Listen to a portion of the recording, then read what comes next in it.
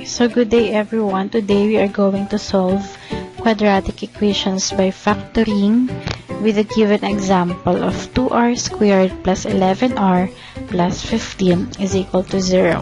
So kung papansin natin, ang equation natin ay nasa standard form na. So we can now proceed with our solutions. So since the leading coefficient of our given equation in this example is not equal to 1, we can use the AC method in this equation. So what is AC method? AC method is simply multiplying the value of A, which is 2, with our value of constant, which is 15. So if we multiply 2 plus 15, the answer is 30. So the next step na gagawin natin is kukuhain natin yung factor ng 30 na when we add, the result will be equal to our linear term, which is 11. So what are the factors of 30? We have 30 times 1, 5 times 6, 3 times 10.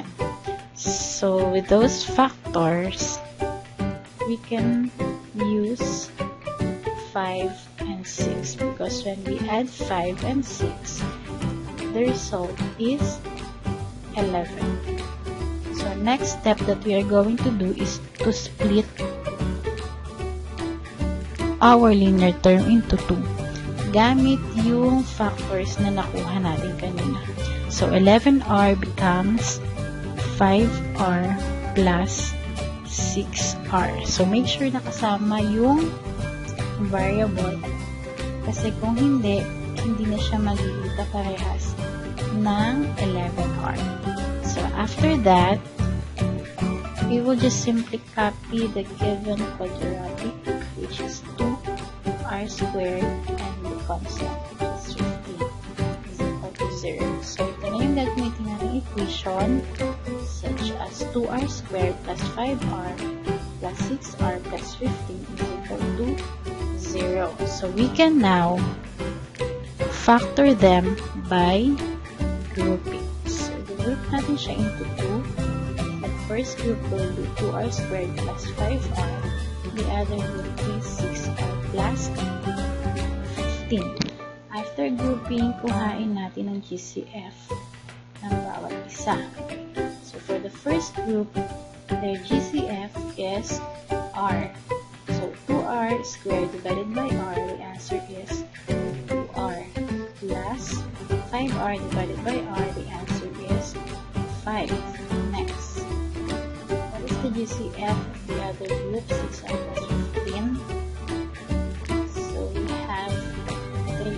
So 6r divided by 3, the answer is 2r. Next, 15 divided by 2, the answer is 5, is equal to 0. So, mapapansin natin, meron tayong magkaparehas ng factor dito. So, pwede na natin siyang isulat ng isa na lang. So, 2r plus 5. This will serve as our first factor. And for the second factor, itong dalawang natira, i-combine natin. So, r plus 3 is equal to 0. So, this will serve as the factor of our equation 2r squared plus 11r plus 15 is equal to 0. To get the solutions, we can now equate them into 0. So 2r plus 5 is equal to 0, and the other one is r plus 3 is equal to 0. So to get the solution, 2r, transpose natin yung 5 sa kabila, magiging negative 5 divided by 2 divided by cancel, r is equal to 5 equal to 2. So for our first first solution, we have negative 5 over 2. Next is 3 is equal to transpose. So, negative, yung positive 3 sa kabila, it will become negative 3.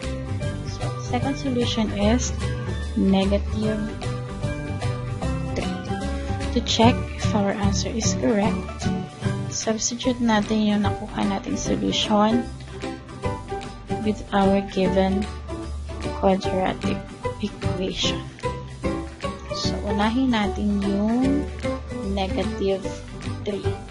So, 2 times negative 3 squared plus 11 times negative 3 plus 15 is equal to 0. So, 2 times negative 3 squared is 9 plus 11 times negative 3 is negative 33 plus 15 is equal to 0.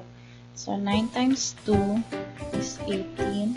Positive times negative is negative 33 plus 15 is equal to 0. 18 minus 33 is negative 15 plus 15 is equal to 0. Cancel, 0 is equal to 0.